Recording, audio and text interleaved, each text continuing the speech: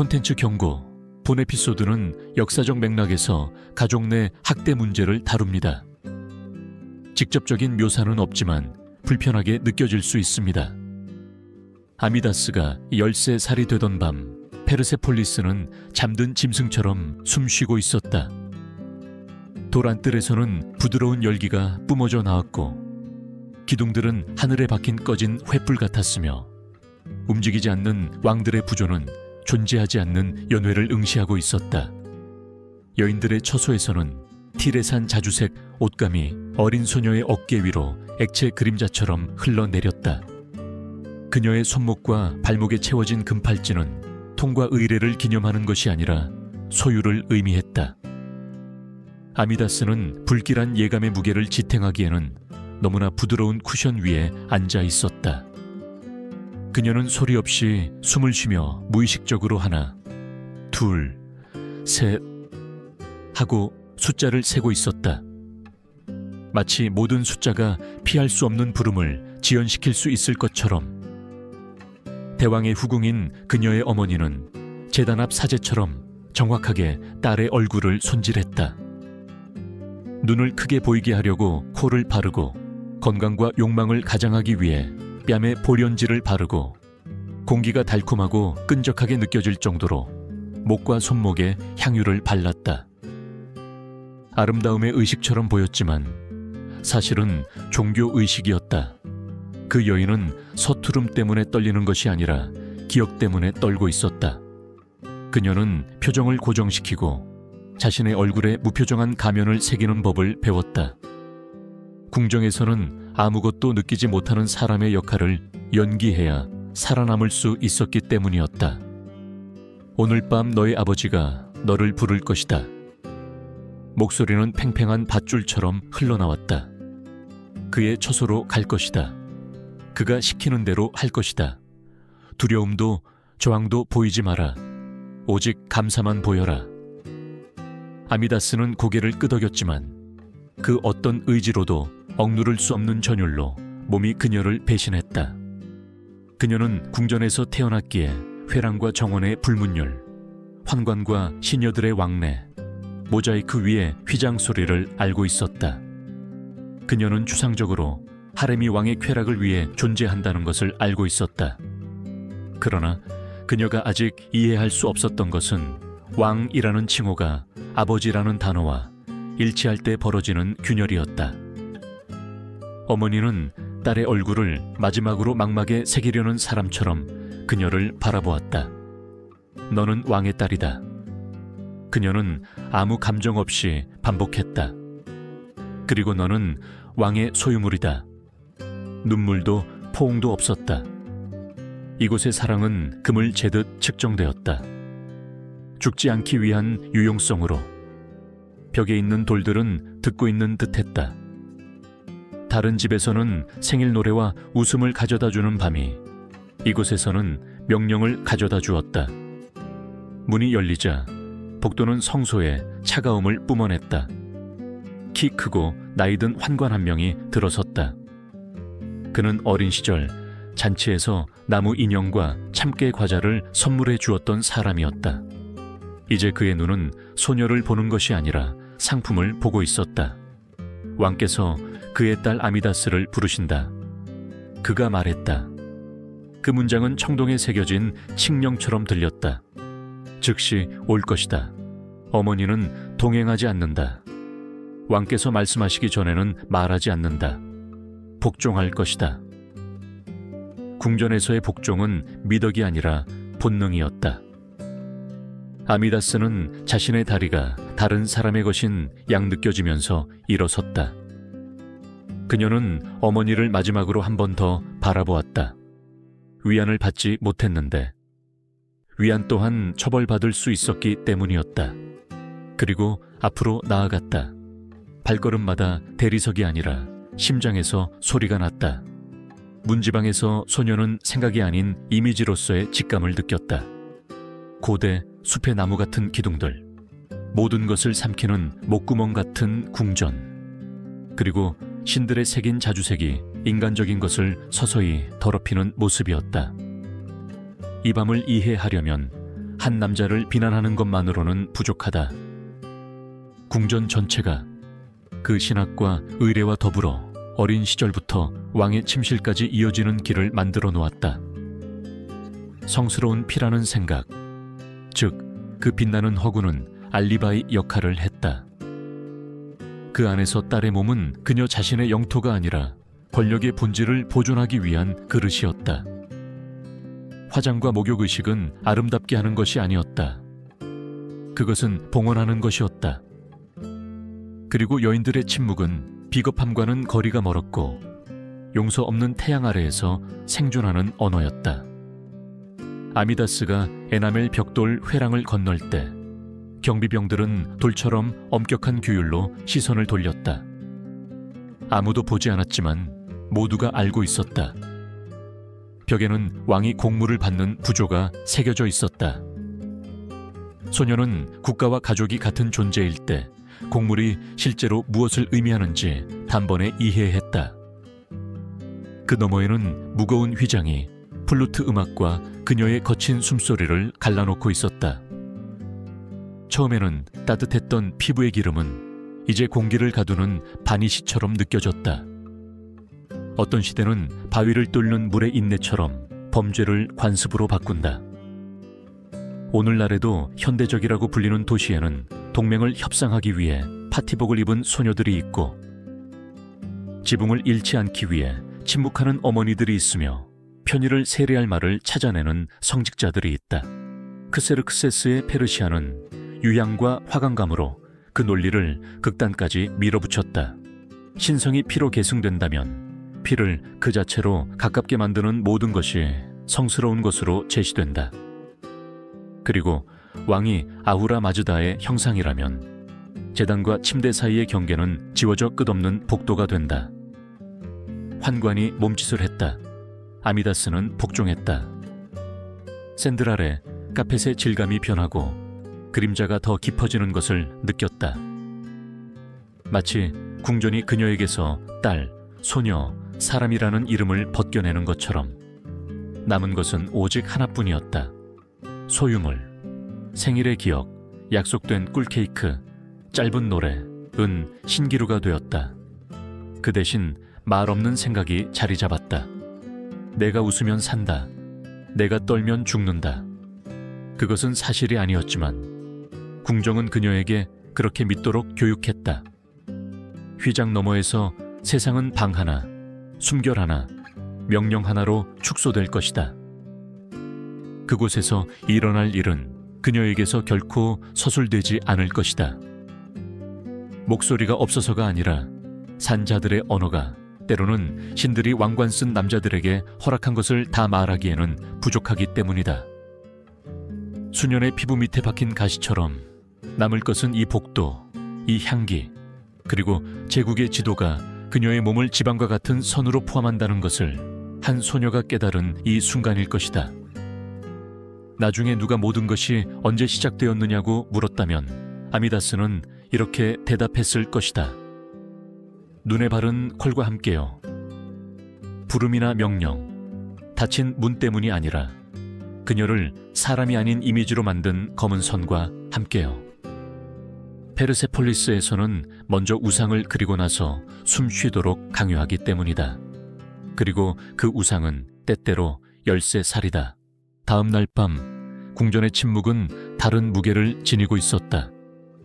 그것은 두려움 이전의 침묵이 아니라 피할 수 없는 일이 일어난 후의 침묵이었다. 아미다스는 울지 않았다. 신성이 범죄와 혼동되는 곳에서는 눈물이 소용없었다. 그녀의 어머니는 질문도 포옹도 질책도 없이 딸을 맞았다. 페르세폴리스 여인들의 닫힌 세상에서 각자는 새벽에 왕의 복도에서 울려 퍼지는 발걸음 소리가 무엇을 의미하는지 알고 있었다. 누구도 말이 필요 없었다. 수치심은 말없이도 이해되는 언어였다. 그 후 며칠 동안 아미다스는 하렘 안에서 유령처럼 움직이기 시작했다. 그녀 발 아래의 꽃무늬 모자이크는 돌로 변한 정원처럼 느껴졌다. 노예들은 속삭였고 환관들은 보지 않고 감시했다. 그곳에서 시간은 순환적이었다. 목욕, 향수, 식사, 기도. 모든 것이 천국의 모습을 유지하도록 설계되었지만 실제로는 남성 권력의 신전이었다. 때때로 왕이 지나가면 여인들은 마치 가구의 일부인 양 엎드렸다. 그런 몸짓에서 종교와 복종은 혼동되어 하나가 되었다. 조로아스터는 세상이 빛과 어둠, 진실과 거짓 사이의 투쟁이라고 가르쳤다. 그러나 크세르크세스의 궁전에서 그 교리는 뒤바뀐 연극이 되었다. 불의 사제들은 권력이 자기 가족의 몸을 먹고 자라는 벽들을 축복했다. 혈통의 순수성을 위해 기도를 올리던 바로 그 제단은 그 부패의 증인이었다.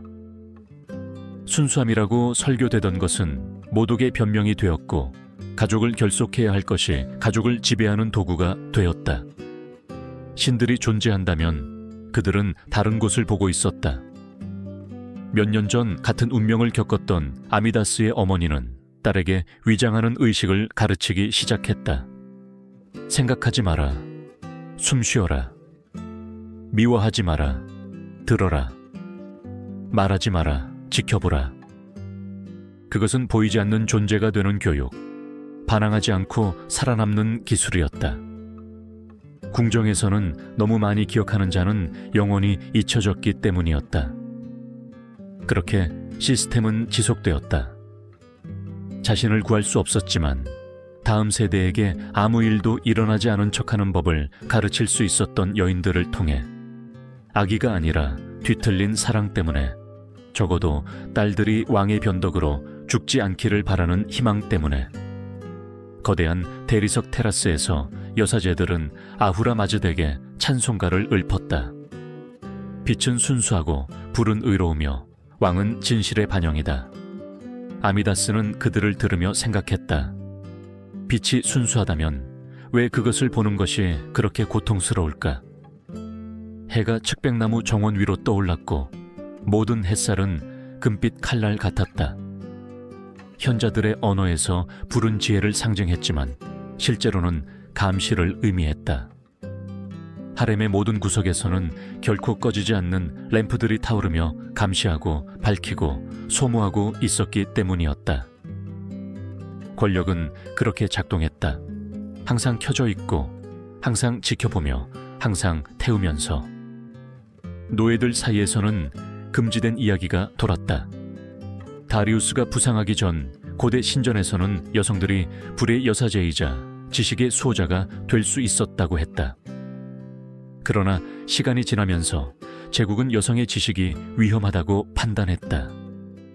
글은 그들의 손에서 빼앗겼고 여성의 목소리는 의식적인 노래로 축소되었다. 아미다스는 이제 어머니가 자신을 하룻밤을 위해서뿐만 아니라 대대로 이어진 침묵의 평생을 위해 준비시키고 있다는 것을 이해했다. 그것은 대대로 이어져 온 사슬이었다. 유산으로서의 복종, 지참금으로서의 굴종. 어느 새벽 정원에서 첫 새들이 깨어날 때 소녀는 돌상 앞에 멈춰 섰다. 그것은 키루스 대왕의 아내인 고대 여왕을 형상화한 것이었다. 전설에 따르면 그녀는 남편과 함께 지혜와 온건함으로 조언하며 통치했다고 한다. 아미다스는 조각상을 바라보며 그 돌이 자신을 둘러싼 살로 된 여인들보다 더 살아있는 것처럼 느껴진다고 생각했다. 아마도 돌은 두려워하지 않았기 때문일 것이다. 아마도 돌은 기억하지 않았기 때문일 것이다. 궁정에서 왕실 신성이라는 개념은 은유가 아니라 법적 시스템이었다. 왕의 몸은 신의 소유였고 따라서 신성했다. 그 몸과의 모든 접촉, 딸들과의 접촉을 포함하여 은 우주 질서에 참여하는 것으로 정당화되었다. 사제들은 왕의 정객에 아후라 마즈다의 불꽃이 담겨 있으며 그 불꽃을 왕실 혈통과 섞는 것이 우주의 조화를 보존한다고 말했다. 그것은 신학이었지만 또한 변명이기도 했다. 폭력을 금으로 입히고 신성함이라고 부르기 위해 고안된 지적 구조였다. 테라스에서는 사막 너머 바다까지 펼쳐진 제국 전체가 보였다. 노예들은 크세르크세스가 세상의 절반을 다스린다고 말했다. 여인들은 그가 자기 몸의 마지막 구석까지 다스린다는 것을 알고 있었다. 절대 권력은 정당화를 필요로 했고 종교가 그것을 제공했다. 조로아스터가 선과 악의 균형으로 생각했던 것이 지배의 변증법이 되었다. 왕은 빛이었고 그에게 불복종하는 자는 어둠이었다. 그리고 빛의 딸 아미다스는 그림자 속에서 사는 법을 배웠다. 밤에 그녀가 불려가지 않을 때 그녀는 벽 없는 정원을 꿈꿨다. 한 번도 본 적이 없었지만 정확하게 상상했다. 작은 시냇물, 박하잎, 보이지 않는 새의 노래. 그 꿈속에서 어머니는 베일을 쓰지 않았고 공기에는 향기가 없었다. 그것은 세상이 그녀에게서 부정했던 자유를 무의식적으로 만들어내는 그녀만의 방식이었다. 때때로 그녀는 피부에 마른 눈물과 한 번도 들어본 적 없는 문장의 메아리를 느끼며 깨어났지만 그녀의 마음은 기도처럼 그것을 반복했다. 신들은 너무 침묵하는 자들의 말을 듣지 않는다. 밖에서는 제단의 불이 계속 타오르며 모든 기도의 향을 태웠다. 여인들은 달리 할 수 있는 일이 없었기에 기도했다. 불려가지 않고 하루가 지나가도록 왕의 관심이 다른 몸, 다른 희생으로 돌려지도록 기도했다. 한 구석에서 아미다스의 어머니는 촛불을 켜고 나지막이 중얼거렸다. 오늘 밤만은 아니기를. 모든 기도는 구원이 아니라 연기였다. 페르세폴리스의 여인들은 그렇게 살아남았다. 불과 침묵의 경계에서 믿음이 두려움과 너무나 흡사한 곳에서 크세르크세스는 숨을 쉬기도 전에 상징들에 둘러싸여 태어났다. 청금석으로 조각된 그의 요람은 4개의 황금 사자상 위에 놓였고 그의 방 천장은 점성술사들이 위대한 시대의 도래를 예고한다고 해석한 별들의 지도였다. 그러나 징조가 인간성을 보장하지는 않는다. 페르시아 궁정에서 왕자의 교육은 끊임없는 권력의 의식이었다. 그는 눈 한 번 깜빡이지 않고 바라보는 법, 피를 두려워하지 않는 법, 운명의 목소리로 칙령을 선포하는 법을 배웠다. 어린 시절부터 크세르크세스는 신들이 그를 통치하기 위해서뿐만 아니라 지상에서 그들의 의지를 대변하기 위해 선택했다고 들었다. 그는 복종과 헌신, 잔인함과 질서를 혼동하며 자랐다. 그의 아버지 다리우스 대왕은 전성기 제국의 화신이었다. 정복자, 조직가, 건설자. 그러나 그는 또한 실패의 굴욕을 맛본 사람이기도 했다. 마라톤에서 그리스인들은 페르시아의 무적을 깨뜨렸다. 그 패배는 크세르크세스에게 어떤 미래의 승리보다 더 큰 상처를 남겼다. 궁전 복도에서 그는 신들이 총애를 거두었다고 말하는 궁정 신하들의 속삭임을 들었다.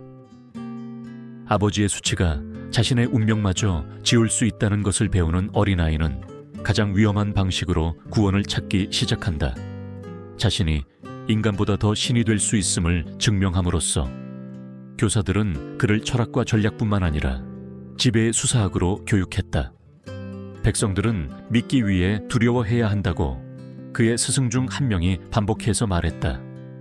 그리고 크세르크세스는 그 교훈을 잘 배웠다. 그가 왕위에 올랐을 때 그는 인간의 왕이 아니라 복종의 신이 되기를 원했다. 그의 마음은 종교와 폭정이 구별 없이 비치는 거울이었다. 그에게 권력은 한계가 없었는데 신성함이 한계가 없었기 때문이다. 인간은 단지 빚어낼 수 있는 진흙에 불과했다. 노예, 병사, 여인, 자녀. 모든 것이 제국의 영광을 쌓아 올리는 같은 재료의 일부였다. 30살이 되자 크세르크세스는 청동 거울에 비친 자신을 보며 아우라 마즈다가 자신을 응시하고 있다고 생각했다. 믿음과 광기 사이의 경계가 사라졌다. 그의 모든 몸짓은 의식이었다. 목욕하고 먹고 벌하고 사랑하는 것까지 그가 누군가에게 손을 뻗을 때 그는 신성한 의지를 전달한다고 확신하며 행했다. 그렇게 그는 권리로는 자신보다 앞섰지만 야망에서는 뒤처진 형제들의 죽음을 정당화했다. 공식 연대기는 천국의 심판, 사고, 징조에 대해 이야기했다. 실제로는 운명으로 위장된 처형이었다. 페르세폴리스의 돌들은 그의 신화의 무대가 되었다. 그는 자신의 얼굴을 조상들의 얼굴 옆에 새기고 그 아래에 이런 비문을 새기라고 명령했다. 크세르크세스, 영원한 빛의 반영. 그 문구 안에 그의 부패의 뿌리가 숨겨져 있다. 한 남자가 영원함을 반영한다고 믿을 때 어떤 한계라도 신성 모독이 된다. 그의 권력은 너무나 방대하여 제국의 경계가 자기 몸의 경계와 혼동되었다. 모든 외부 정복은 또 다른 내부 정복을 필요로 하는 듯 했다. 그리스 연대기 작가들은 훗날 그를 이미 자신의 것인 것을 소유하기 위해 인간이 되기를 열망한 신이라고 불렀다. 정치적 분위기는 그 영적 질병을 더욱 강화했다. 불의 사제들은 자신들의 신학을 구현할 군주를 필요로 했고 귀족들은 곡물의 질서를 유지할 폭군을 필요로 했으며 백성들은 자신들의 노예 상태를 신의 뜻으로 정당화할 인물을 필요로 했다. 크세르크세스는 완벽한 도구였다. 그의 잔인함은 변덕이 아니라 정의와 처벌을 혼동할 때마다 그를 칭송하는 시스템의 자연스러운 결과였다. 의식에서 그가 제단 앞에 몸을 숙였을 때 모두가 기도하는 왕을 보았지만 그만이 자신을 숭배하고 있었다. 그리스와의 전쟁은 군사적 기업이 아니라 신비적인 성전이었다. 그는 마라톤의 모욕을 정화하고 자신의 혈통이 여전히 하늘의 총애를 받고 있음을 증명하고 싶었다. 그는 헬레스폰토스 위에 불가능한 다리들을 건설하라고 명령했고 폭풍이 함대를 파괴하자 바다를 채찍으로 때렸다. 그의 마음속에서 바다는 반항적인 신하였다. 그 장면, 파도를 때리는 남자, 은 어떤 논문보다도 독재의 핵심을 잘 요약한다. 즉, 복종하지 않는 힘이 있다는 것을 받아들이지 못하는 무능력이다. 페르시아 연대기 작가들은 그 시절 크세르크세스가 잠도 거의 자지 않고 음식도 거의 먹지 않았으며 신들이 자신에게 계속해서 왕관을 씌워주는 꿈에 대해 사제들과 이야기했다고 기록했다. 인간 이상이 되려는 강박은 그를 인간 이하로 만들었다. 궁전의 사적인 공간에서 그는 제국에 행사하던 것과 동일한 지배의식을 자기 가족에게도 부과하기 시작했다. 우주가 위계적으로 질서 잡혀 있다면 그는 또한 간의 우주의 중심을 차지해야 했다. 딸들은 딸이 아니라 그의 연속성의 상징이었다.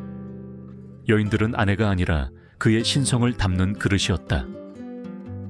그리하여 그가 아미다스를 처음 불렀던 밤은 그의 논리에서는 범죄가 아니었다. 그것은 신학적 확언의 행위였다. 그의 마음속에서 왕실 혈통의 순수성은 보존되어야 했고 수단은 결과보다 덜 중요했다. 제국 자체의 우주론에 도전하지 않고서는 아무도 그에게 이의를 제기할 수 없었다. 한 남자가 종교와 역사를 소유할 때 그는 또한 도덕을 소유한다. 그리고 모든 것이 소유될 때 아무것도 모독이 아니다. 그리스 철학자들은 수세기 후에 크세르크세스를 휘브리스 교만의 완벽한 예로 볼 것이다. 즉, 인간을 괴물로 만드는 오만함이다. 그러나 그의 시대의 그는 자신의 문화가 만들어낸 것의 정확한 반영이었다. 인간의 피부를 가진 신, 지배할 때 사랑한다고 믿었던 아버지. 그의 비극은 잔인하게 태어난 것이 아니라 잔인함이 신성할 수 있다는 것을 배웠다는 것이었다. 페르세폴리스의 발코니에서 왕은 지평선을 바라보며 그의 제국이 태양이 땅에 닿는 곳까지 이른다고 말했다. 아무도 그에게 반박하지 않았다. 그러나 바로 그 태양 아래 하렘의 방들에서 그의 권력의 진정한 한계는 떨지 않고는 자신의 이름을 말할 수 없었던 한 소녀의 침묵이었다.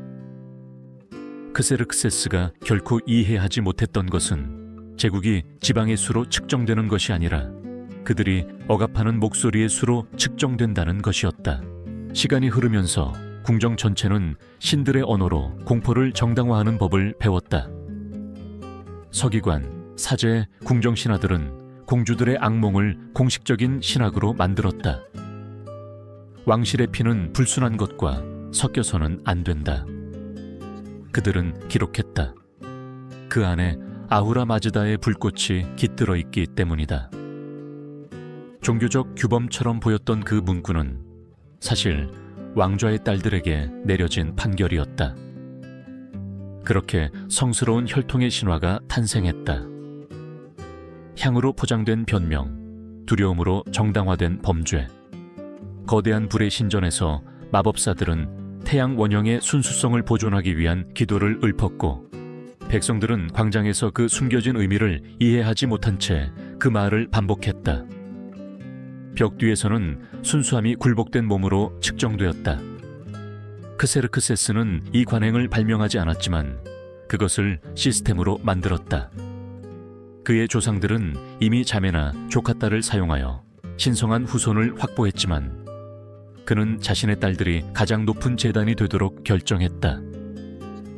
그리스 연대기 작가들은 수세기 후에 공포에 질려 기록하겠지만 그의 시대에는 페르시아 귀족들이 특권을 잃을까 두려워 무관심하게 받아들였다.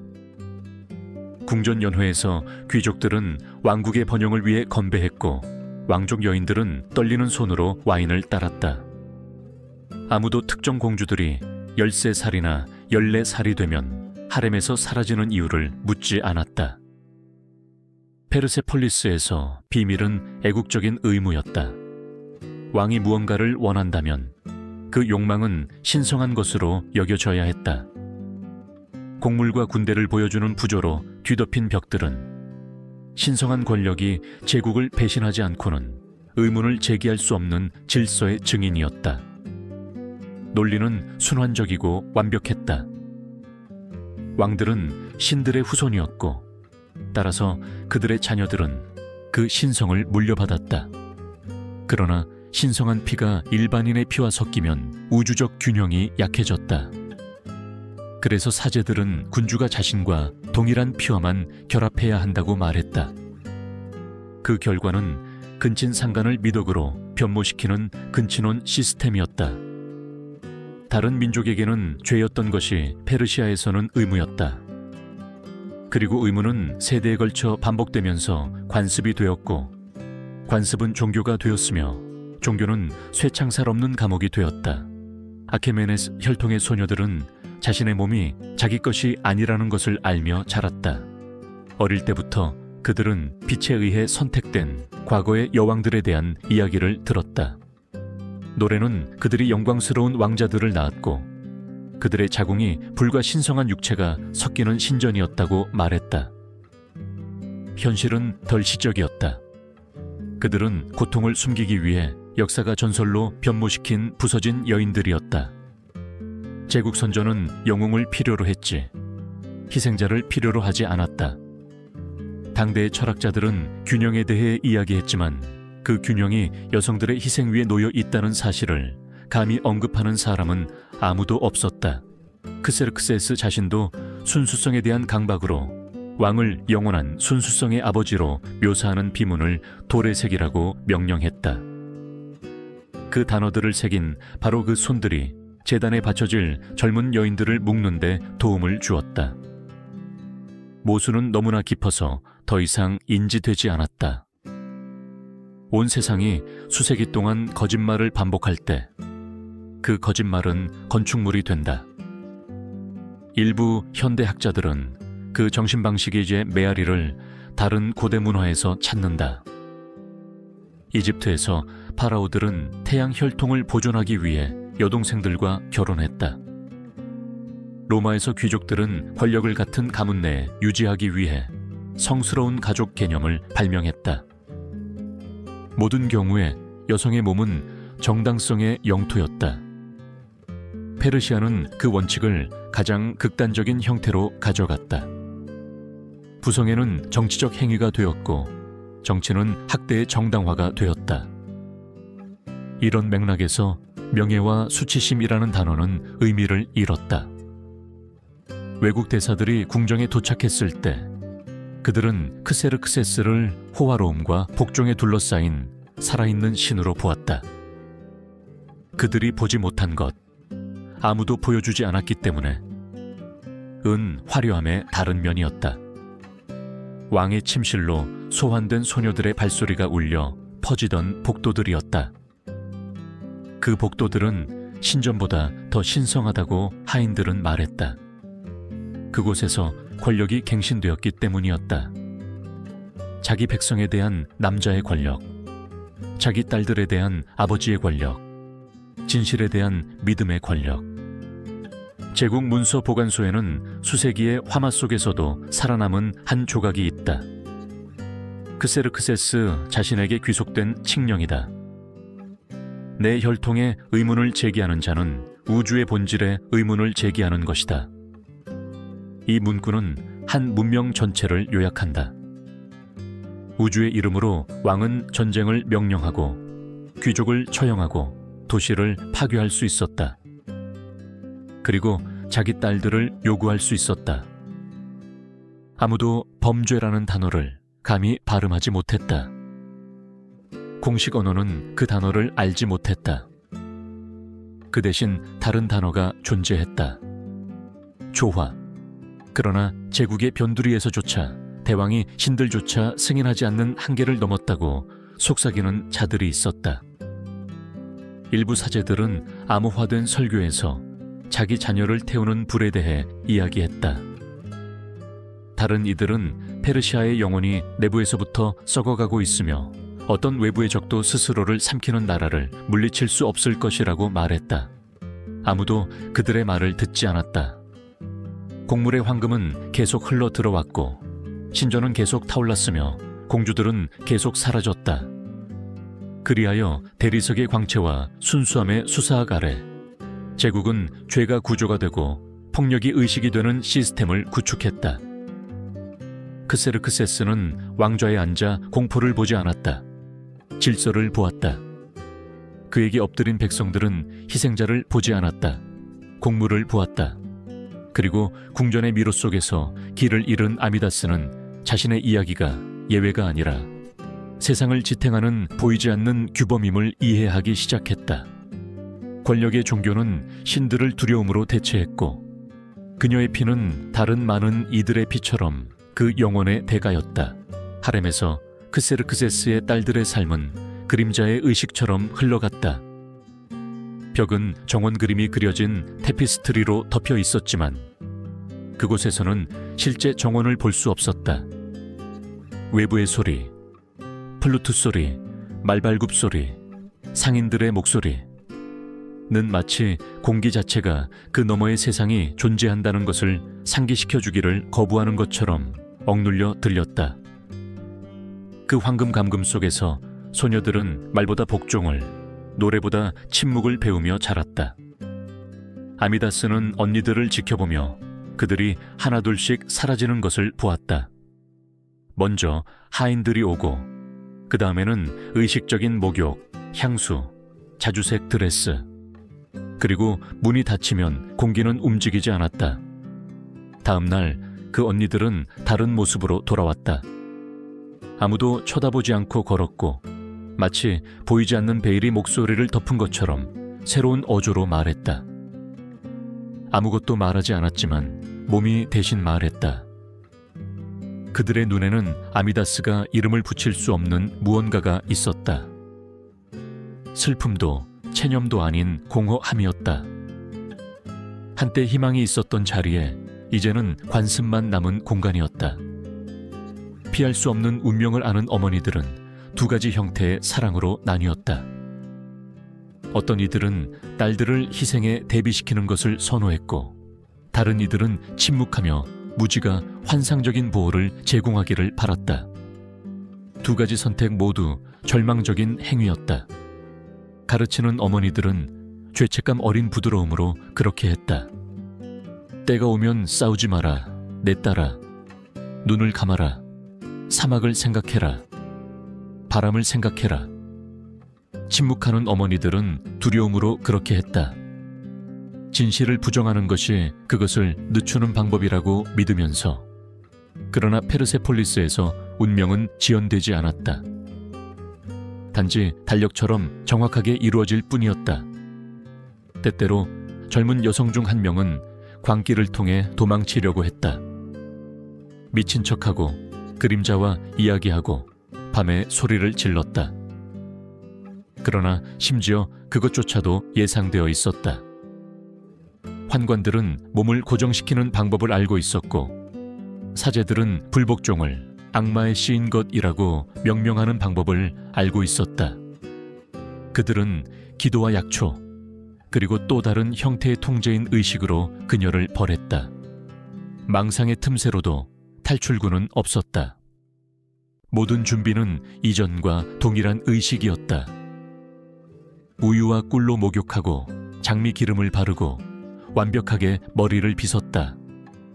노예들은 서로 눈을 마주치지 않고 기억으로 아는 동작들을 반복했다.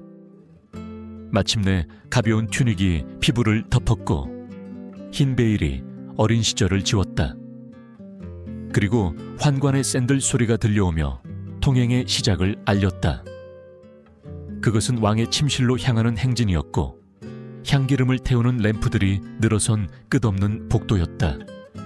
그 길을 가는 동안 달콤한 냄새는 견딜 수 없게 변하여 욕망과 죽음, 쾌락과 혐오가 뒤섞였다. 가장 어린 소녀들은 여전히 기적을 믿었다. 그들은 서로에게 말했다. 아마도 왕이 좋은 기분이면 자신들을 보내줄지도 모른다고. 아니면 충분히 온순함을 보이면 보석이나 시녀, 특권으로 보상해 줄 것이라고. 그들은 보상이 처벌의 일부라는 것을 이해하지 못했다. 또 부드러운 사슬일 뿐, 결국은 사슬이라는 것을. 그들이 자라면서 그 희망은 냉소주의로 변했다. 견딜 수 있는 유일한 방법은 분리되는 것, 몸이 복종하는 동안 마음은 도망치도록 내버려 두는 것이었다. 그들은 존재하지 않으면서 살아남는 법, 자신에게서 사라지는 법을 배웠다. 현대 철학자들은 그것을 트라우마라고 부르겠지만 궁전의 언어에서는 단순히 성숙이었다. 침착함을 유지하는 공주들은 미덕의 본보기로 여겨졌다. 무너지는 공주들은 나약하고 혈통에 걸맞지 않다고 낙인 찍혔다. 권력의 논리는 그렇게 영속화되었다. 피해자를 가해자로, 고통을 신념 부족으로 바꾸는 것. 미덕은 파괴되는 동안 미소 짓는 데 있었다. 때때로 소녀들은 외부를 꿈꿨다. 사람들이 두려움 없이 논쟁하는 시장, 평범한 여인들이 자신들의 신보다 더 자비로워 보이는 신들에게 공물을 바치던 신전, 자신을 소유물이 아닌 사람으로 바라봐줄 낯선 남자를 꿈꿨다. 그러나 새벽은 그 꿈들을 지워버렸다. 모자이크 위 햇빛은 침묵의 명령이었다. 자신이 누구인지, 누구의 것인지 기억하라는. 궁전은 모든 순수함을 삼키는 살아있는 유기체였다. 기둥들은 뼈처럼 보였고 휘장들은 피부처럼, 대리석은 굳어진 기억처럼 보였다. 그리고 그 거대한 몸의 중심에는 크세르크세스의 심장이 뛰고 있었고, 그것은 그의 가족들의 굴종으로 피타렸다. 딸이 침실 문턱을 넘을 때마다 왕은 자신의 신성한 권리가 재확인된다고 느꼈다. 그는 소녀를 보지 않았다. 그가 소유하도록 배운 영원함을 보았다. 그는 그녀의 울음을 듣지 않았다. 혈통의 순수함에 대해 노래하는 사제들의 합창을 들었다. 그리하여 권력은 밤마다 끊임없이 스스로를 재생산했다.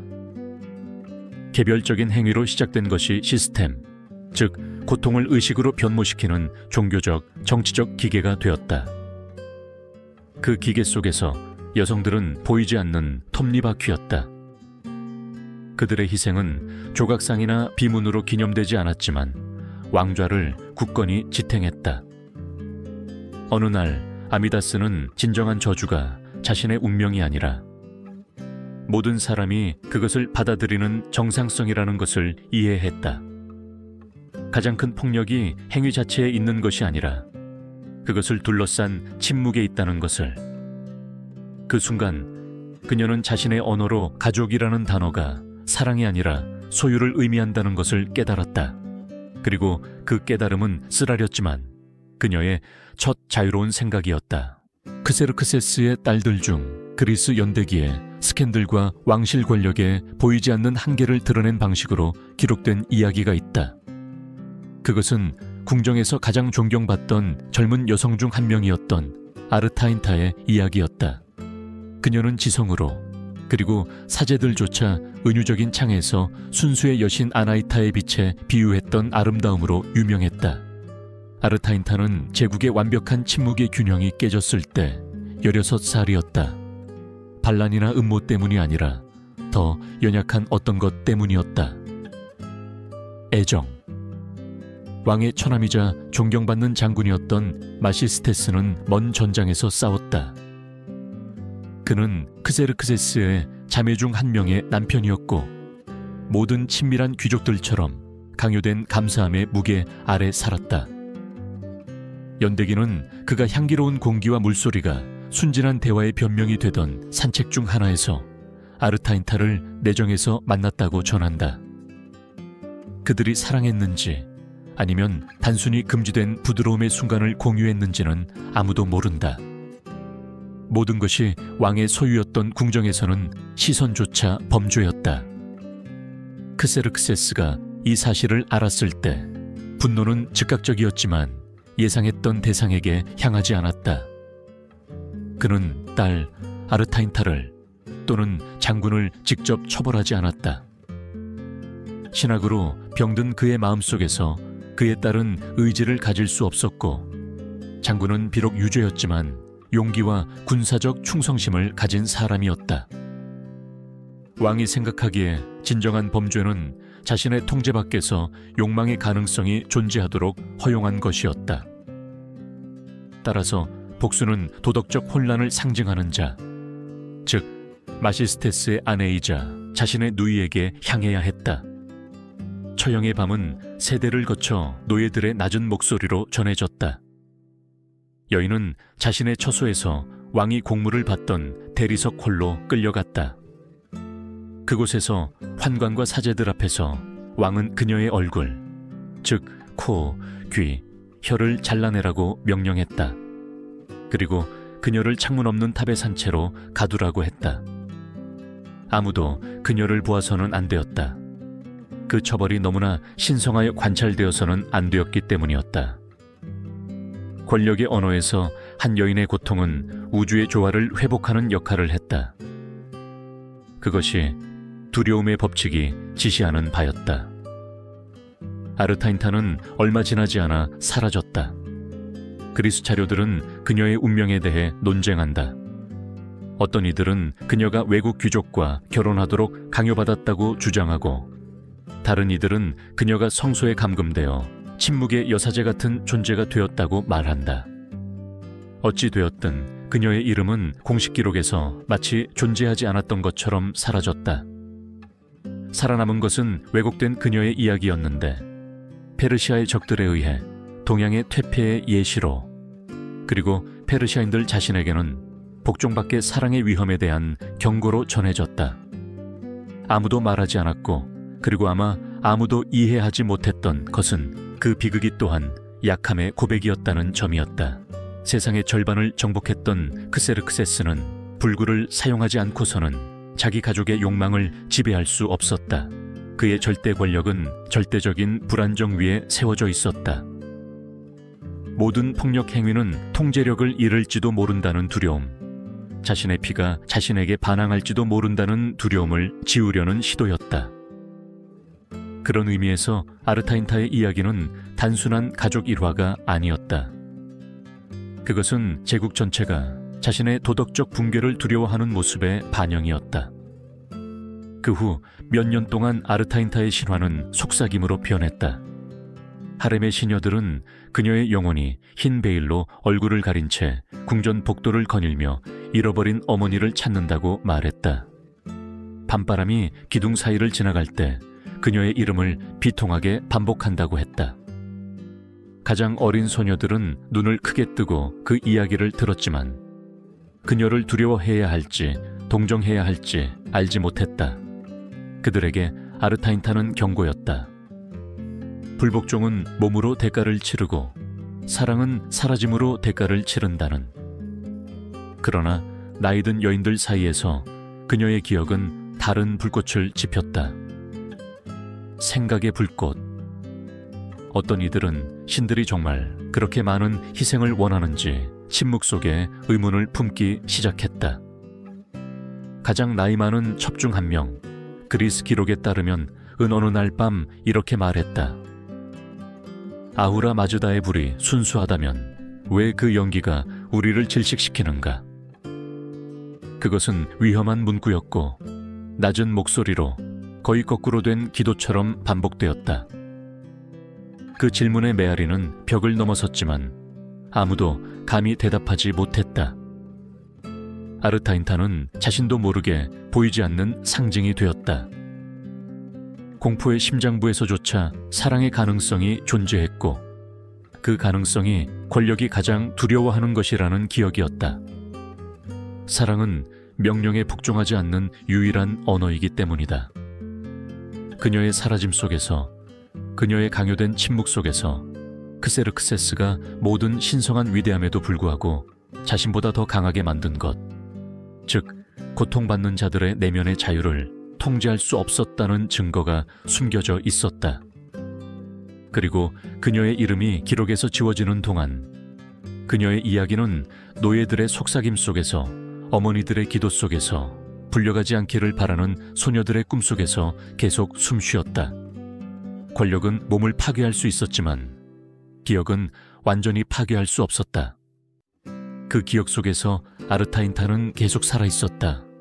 상처로서, 그리고 신들조차 너무 많은 것을 요구할 때 결국 스스로를 삼키게 된다는 것을 상기시키는 존재로서 크세르크세스에게 그리스 침공은 단순한 전쟁 이상의 것이었다. 그것은 자신의 혈통의 자부심을 회복하고 신들이 여전히 자신을 보호하고 있음을 증명할 기회였다. 그는 인간의 바다처럼 보이는 군대를 동원하여 제국의 모든 구석, 메데스, 바빌로니아인, 이집트인, 페니키아인의 백성들을 자신의 깃발 아래 통합했다.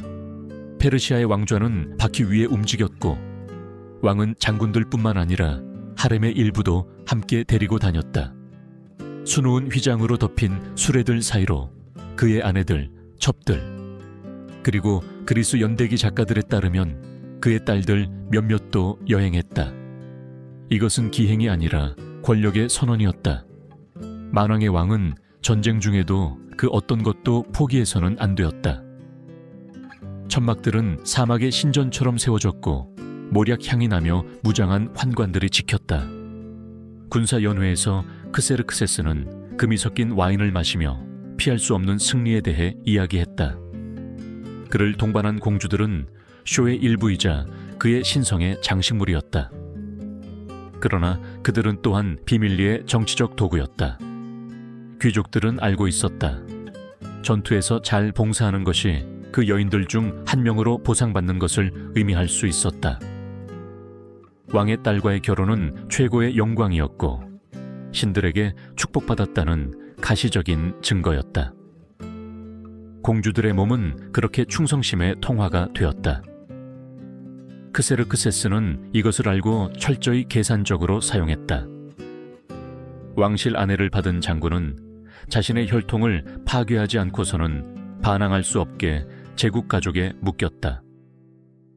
모든 결혼은 맹약이었고 모든 딸은 살아있는 계약이었다. 궁정의 침묵 속에서 자란 그 젊은 여성들은 정치판의 조각으로 변모했다. 그들은 하렘에서 구출된 것이 아니었다. 단지 주인이 바뀐 것뿐이었다. 공식 문서에서는 성스러운 동맹이라고 언급되었다. 실제로는 의식으로 위장된 거래였다. 그러한 남자들 중 한 명이 전쟁에서 뛰어난 사령관이었던 메가비조였다. 트라키아에서의 승리 후 그는 왕의 손에서 거절할 수 없는 선물을 받았다. 14살의 공주 아미다스였다. 결혼식은 휴전 중에 천막과 병사들이 가득한 풍경 속에서 거행되었다. 소녀는 금과 자주색 옷을 입었고 얼굴은 운명만큼 무거운 베일로 덮여 있었다. 병사들은 제국의 연합 상징을 목격한다고 믿으며 박수를 쳤지만 실제로는 인계식에 참석하고 있었다. 메가비조는 무릎을 꿇었고 왕은 만족하며 마치 사제가 성사를 주는 것처럼 그를 축복했다. 그날 밤 아미다스는 전쟁이 전장에서 끝나지 않는다는 것을 이해했다. 그것은 침대에서, 자궁에서, 결혼에서 계속되었다. 남자들에게는 정복이었던 것이 여자들에게는 감금이었다. 그녀는 남은 생애 동안 메가비조와 함께 살면서 자신을 파괴한 왕좌에 충성할 자녀들을 낳았다. 그녀의 온순함은 연대기에서 여성 미덕의 본보기로 칭송받았다. 아무도 그녀의 침묵에 대해, 궁전의 어둠 속에서 아버지의 목소리를 기억하며 깨어났던 횟수에 대해, 칙령에 의한 아내이자 의무에 의한 어머니로서의 외로움에 대해 쓰지 않았다. 군대는 행진하고 죽어갔고 왕은 비단 천막 아래 앉아 지도를 바라보았다. 모든 패배는 그를 짜증나게 했고 모든 지연은 그를 굴욕스럽게 했다. 그리스인들이 살라미스에서 그의 함대를 파괴했을 때 크세르크세스는 울지 않았다. 바다가 자신을 배신했다고 하늘에 소리쳤다. 그는 다리를 건설했던 기술자들을 처형하도록 명령했고 신들의 분노를 달래기 위해 인신 제물을 바쳤다. 그것은 신성과 절망을 더 이상 구별하지 못하는 남자의 행동이었다. 모든 외부 실패에 대해 그는 새로운 내부 통제 시연으로 응답했다. 적들에게 더 많이 잃을수록 그는 자기 사람들을 굴복시키는데 더욱 매달렸다. 변경에는 소문이 퍼졌다. 어떤 병사들은 공주들이 부적이며 그들의 존재가 행운을 가져다 준다고 말했다. 다른 이들은 그들이 살아있는 저주이며 왕의 죄를 상기시킨다고 속삭였다. 노예들 사이에서는 그들 중 한 명이 하녀로 변장하고 밤에 도망치려 했으나 강에 이르기 전에 붙잡혔다는 이야기가 돌았다. 아무도 그녀를 다시 보지 못했다. 며칠 후 사제들은 필요한 정화에 대해 이야기했다. 군대는 메시지를 이해했다. 혈통의 순수성은 피로 지켜진다는 것을. 그리스에서의 패배는 크세르크세스가 완전히 받아들이지 못한 일격이었다. 그는 부러진 자존심과 분노에 차 페르시아로 돌아왔고 그 분노를 풀 곳이 필요했다. 그는 더 이상 바다나 그리스인들을 벌할 수 없었기에 도망칠 수 없는 자들, 즉 궁전의 여인들에게 손을 돌렸다. 신전은 다시 향으로 가득 찼고 희생 제물은 늘어났으며 페르세폴리스의 밤에는 램프들이 새벽까지 타올랐다. 그것은 상처받은 신이 여전히 세상을 지배하고 있다고 스스로를 설득하려는 광채였다. 철학자들은 수세기 후의 위대한 문명들은 통치자들이 왕좌를 재단과 혼동할 때 몰락한다고 말할 것이다. 페르시아에서 그 혼동은 가장 잔인한 형태로 나타났다. 왕의 딸들이 전쟁 트로피처럼 배분되는 동안 제국은 내부에서부터 무너지기 시작했다. 제국을 강화하려 했던 바로 그 동맹들이 몰락의 씨앗을 뿌렸다. 사생아들, 분열된 충성심, 침묵하는 증오, 그리고 그 모든 혼돈 속에서 아미다스의 이름은 희생자나 영웅이 아니라 여인들을 목소리 없는 역사로 만들었던 시스템의 상징으로서 희미해져 갔다. 페르세폴리스 유적을 여전히 장식하고 있는 부좌는 왕좌의 공물을 바치는 사람들의 행렬이 보인다. 금, 향, 말, 어떤 돌도 제국을 살려둔 진정한 공물, 즉 받쳐진 몸들, 꺾인 의지들, 왕관의 무게를 지탱했던 침묵들을 보여주지 않는다. 그리스에서의 패배 후 몇 년이 지나 크세르크세스 왕좌의 광채는 희미해지기 시작했다. 왕은 늙어갔지만 그의 마음은 여전히 신성의 거울에 갇혀 있었다. 그는 궁전 복도를 홀로 걸으며 시선을 잃은 채 한때 자신이 통제한다고 믿었던 신들과 논쟁하는 듯 혼잣말을 했다. 궁녀들은 때때로 그가 돌기둥 앞에서 멈춰서서 자신을 아직 알아보는지 묻곤 했다고 말했다. 아무도 감히 대답하지 못했다. 신전에서 사제들은 계속 향을 태웠지만 이제 그 영인은 믿음이 아니라 두려움의 냄새를 풍겼다. 이제 여인이 된 아미다스는 그 어둠 속에서 사는 법을 배웠다. 그녀의 삶은 궁정의식과 국가의 끊임없는 감시 아래 자라나는 자녀들을 돌보는 일 사이에서 나뉘었다. 그녀는 아버지에 대해 다시는 말하지 않았다. 그녀의 내면에는 아물지 않는 상처가 있었지만 또한 차가운 평온함도 있었다. 인간 권력의 한계를 보았고 그것을 기억하기 위해 살아남은 자의 평온함이었다. 새로운 사제들이 불이 신성한 순수함의 상징이라고 설교할 때 그녀는 얼마나 많은 몸들이 그 불에 타서 사라졌음에도 그 빛을 잃지 않았는지 생각했다. 왕의 암살은 페르시아의 모든 신성한 것들처럼 침묵 속에 일어났다. 그가 잠든 사이 그를 찌른 것은 바로 그의 친위대장 아르타바노였다. 비명도 재판도 없었다. 너무나 부드러운 양탄자 위로 무거운 몸이 쓰러지는 소리만 있을 뿐이었다. 살아있는 신은 여느 사람처럼 죽었다. 새벽에 사제들은 아후라 마즈다가 아들을 영혼으로 불렀다고 발표했다. 백성들은 관습에 따라 울었지만 궁전 복대에서는 아무도 감히 말하지 못하는 안도감이 감돌았다. 하렘의 여인들은 옮겨지고 재분배되고 잊혀졌다. 어떤 이들은 하급 귀족에게 결혼되었고 다른 이들은 불의 수녀원에 갇혔다.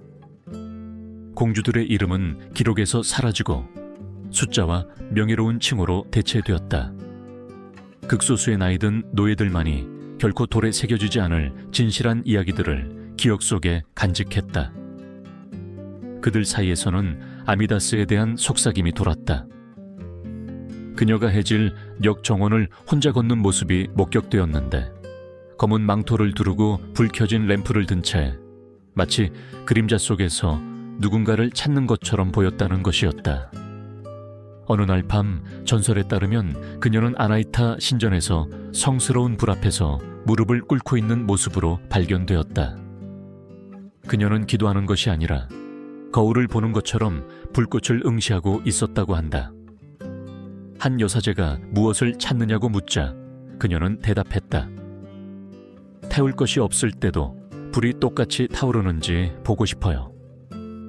그 말은 구전 전통에 새겨졌고 후대의 현자들은 그것을 제국 종말의 은유로 해석했다. 너무 많이 파괴하여 더 이상 자신을 유지할 연료를 찾지 못하는 권력이라는 의미였다. 세월이 흐르면서 페르세폴리스의 유적은 먼지가 되었고 왕들의 이름은 점토판 속에서 혼동되었지만 크세르크세스의 딸들에 대한 전설은 살아남았다. 마을에서 어머니들은 딸들에게 희생을 위해 태어났지만 결국 자신의 신의 몰락을 목격한 공주의 이야기를 들려주었다. 그들은 그녀의 이름을 부르지 않았다. 단지 신전에서 램프를 켠 이라고만 말했다. 그리고 그녀의 몸짓은 침묵하는 저항의 상징이 되었다. 사산 왕조 시대의 일부 시인들은 그녀에게서 영감을 받아 시를 썼다. 권력이 영원함으로 위장한 곳에서 인간의 시선 하나면 그것을 깨뜨리기에 충분하다. 아미다스는 의도치 않게 페르시아의 의식 속에 다른 씨앗을 뿌렸다. 더 이상 신이나 왕에 대한 이야기가 아니라 순수함은 강요되는 것이 아니라 선택되는 것이라는 생각이었다. 어떤 불도 아무리 신성하다 해도 무고한 자들의 고통을 정당화할 수 없다는 것이었다. 그 씨앗이 싹트기까지는 수세기가 걸렸겠지만 그 메아리는 이야기 속에 숨겨진 텍스트 속에 세대를 거쳐 이름을 발음하지 않고 자신의 이야기를 전하는 여성들의 목소리 속에 살아남을 것이다. 현대 고고학이 페르세폴리스를 재발견했을 때 역사가들은 빛, 질서, 순수함에 대해 이야기하는 부서진 비문들을 발견했다. 그러나 그 유적들 한가운데 대리석의 균열 사이에서 일부 여행자들은 제국의 위대함보다 더 깊은 어떤 것, 즉 돌 속에 갇힌 메아리처럼 고대 비애를 느꼈다고 주장했다. 아마도 그것은 아미다스의 목소리였거나 아니면 잊혀진 모든 여인들의 목소리였을 것이다. 복수를 구하는 것이 아니라 기억되기를 바라는 목소리. 제국의 진정한 종말은 성벽이 무너질 때 오는 것이 아니라 희생자들이 잊혀질 때 온다.